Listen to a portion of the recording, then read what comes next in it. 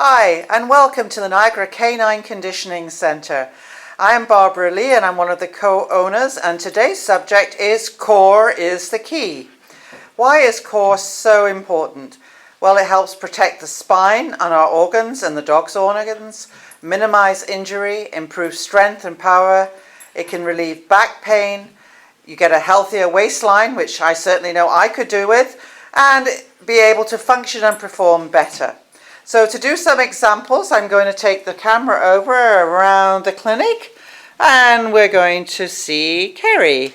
Hi, I'm Carrie, the other co-owner here, and this is Coca-Cola. She's my newest puppy, and she's going to show us how to do some core exercises. So we're going to start with one that's nice and easy. You don't need any special equipment. We've got her elevated just to make it easier for you to see, but you can do this on the floor. And we're just going to start going around, and we're going to pick up one leg at a time. And you don't, if your dog is paw shy, you don't have to touch the paws. You can lift higher on the leg, and your goal is to just lift the leg up and put it right back down. If your dog has a weak core, you will find that when you pick up a leg, they're really wobbly. So you want to be quick about putting it right back down. As they get stronger, you'll find that you can actually hold it up longer.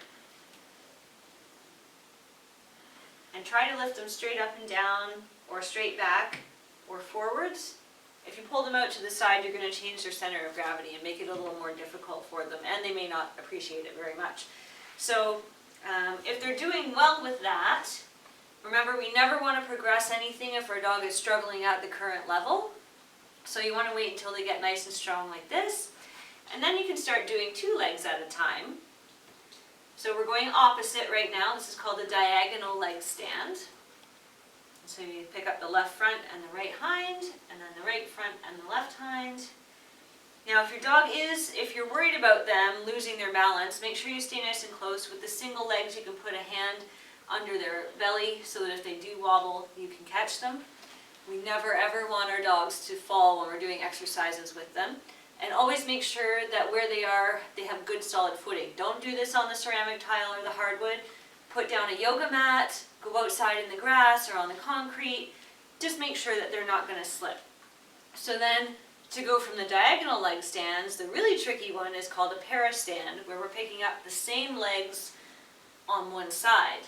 And you see Cola didn't like that one as much. It's a little bit harder for her to maintain her balance. Good girl.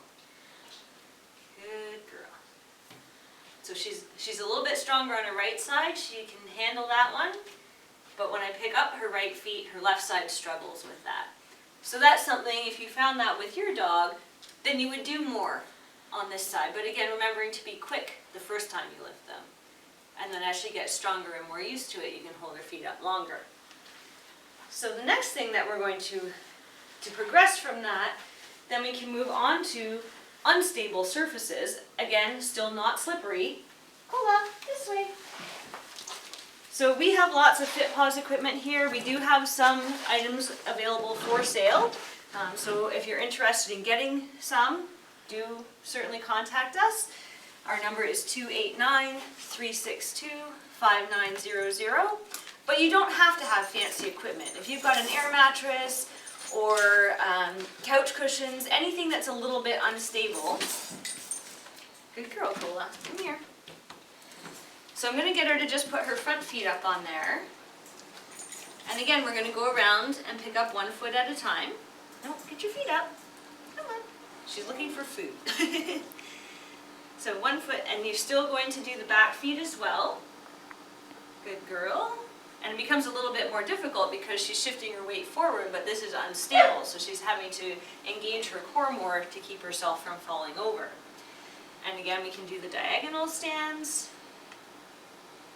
Good girl. And we'll see if she can do the para stands. Oh, very good. Good girl. So some dogs this may be a challenge, just standing with their front end up. You can do a little bit of weight shifting with them. You don't have to lift their legs. And again, you can see everything's sort of contracting through her whole body. You can move her back and forth a little bit. Good girl. Now, if you want to make it more difficult, then we use two pieces of equipment. Good girl. it's like doing a plank with a ball, like we would do in the gym, because not only are you can do a plank on the floor and it's hard, and then you put a ball underneath yourself and now you have to keep your arms from rolling out from underneath of you. It becomes that much more difficult. So I'm just using my hand to make sure that she gets into place and that she doesn't step off, but she loves food, so she's still searching. And depending on where you hold your food, that's going to change where she's putting her weight. So if I lift her head up, her weight's going into her back end. If I put her head down, her weight's on her front end. If we move to the left, her weight goes onto her right hip. And again, we're asking her core to make these adjustments the whole time. And we go to the right shoulder, and now her weight's on her left hip. Now we're just going to show you one thing on the floor. A lot of people say, well, I teach my dog to sit up. We don't really encourage the sit pretty because it actually puts a lot of pressure. If you get your dog to sit up straight like that, I haven't taught her this, so she won't do it. You're putting so much pressure down into the spine, and you can actually cause a lot of problems in the lower lumbar area. You can teach them to do a modified version, so their feet are up, but there's still a slope in her back. Good girl. Put your feet up. It's okay, gotcha. Good girl. And she can stand that way. And we are working her core. It's kind of like what we were doing just with the bone, except that now her front end is that much higher. And if you think about why the sitting up is maybe not such a good core exercise, aside from the fact that we may be doing some harm there, people walk upright all the time, and that doesn't necessarily mean that we have strong cores. So teaching your dog to do that, while it's cute, keep in mind that it may not be giving the benefits that you're hoping for, and at the worst, it may be doing damage. So our next progression is to go over onto the peanuts, which we also have some of these in the clinic for sale. Up, Koa. So there's all kinds of things that she can do here. If you watch, every little adjustment she's making, every tiny muscle in her body is working to keep her balanced on this. And again, so we can get her to turn her head, and she has to adjust. Good girl. And if once your dog gets comfortable with this, it does take time. Kola has been playing on this for a few months now, so she's used to it. You can go and start doing the leg lifts again. And again, she has to adjust every time one of her legs is raised.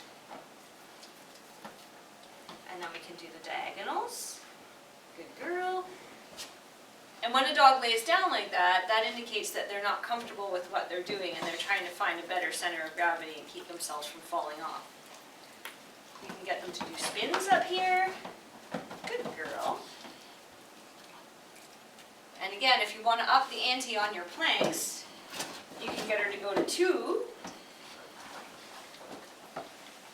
And so she has to stretch across. Girl. And I'm not stopping that from rolling entirely, so she does have to balance.